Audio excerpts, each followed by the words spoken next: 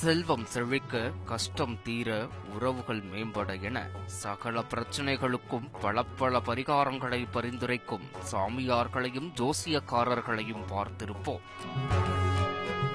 ஆனால் இங்கொரு ஜோசியக்காரர் சொன்ன பலே பரிகாரம் வாக்கு கேட்டு வந்தவரை பாலியல் குற்றவாளியாக்கி கூண்டோடு கம்பி எண்ண வைத்திருக்கிறது.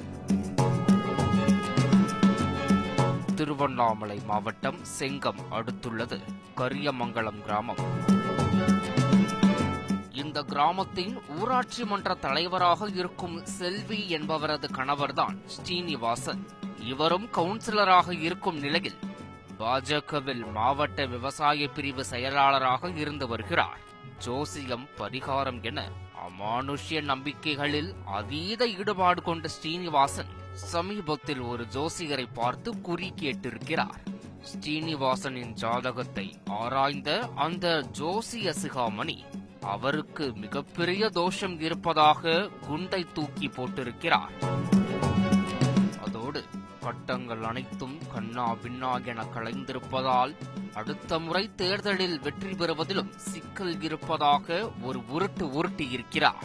இதை கேட்டு ஸ்ரீனிவாசன் அதிர்ந்து போகவே அவர் அதிர்ச்சியை தணிக்க அதே ஜோசியர் புதிதாக கல்யாணமான ஒரு இளம் பெண்ணோடு ஒரு நாள் உல்லாசமாக இருந்தால் ஜாதகத்தில் உள்ள தோஷம் நீங்கும், அதோடு அடுத்த முறையும் தேர்தலில் வெற்றியும் பெறலாம் என பரிகாரம் சொல்லியிருக்கிறார்.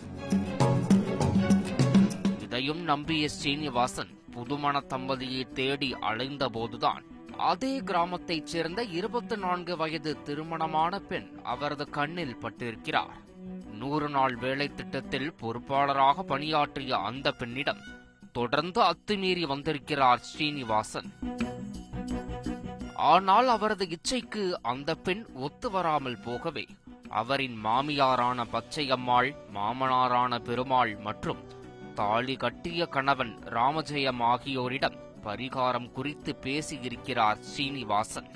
அதோடு இந்த பரிகாரத்திற்காக கேட்கும் பணத்தை கொடுப்பதாகவும் வாக்கு கொடுத்திருக்கிறார். பணத்தை பார்த்ததும் வாயை பிளந்த ஒட்டுமொத்த குடும்பமும் ஸ்ரீனிவாசனுக்கு ஒத்துழைக்கச் சொல்லி அந்த பெண்ணை டார்ச்சர் செய்திருக்கிறது.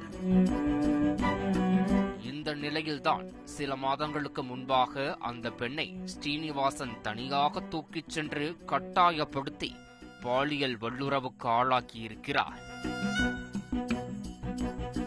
கட்டிய கணவன், மாமியார், மாமனார் என புகுந்த வீட்டின் பூரண சம்மதத்தோடு நடந்த இந்த கொடுமையால் உடைந்து போன அந்த பெண் ஊரை விட்டே வெளியேறி தலைமறைவாகியிருக்கிறார். அதன் பிறகு அந்த அதிர்ச்சியில் இருந்து மீண்டவர் செங்கம் அனைத்து மகளிர் காவல் நிலையத்தில் நடந்த கொடுமை குறித்து புகார் அளித்திருக்கிறார். இந்த சம்பவம் தொடர்பாக விசாரித்த போலீசார் பாஜக பிரமுகர் சீனிவாசன் மற்றும் பாதிக்கப்பட்ட பெண்ணின் கணவர் ராமஜெயன், மாமனார் பெருமாள், மாமியார் பச்சையம்மாள் ஆகிய 4 பேர் மீதும் 5 பிரிவுகளில் வழக்கு பதிவு செய்து சிறையில் அடைத்திருக்கிறார்கள்.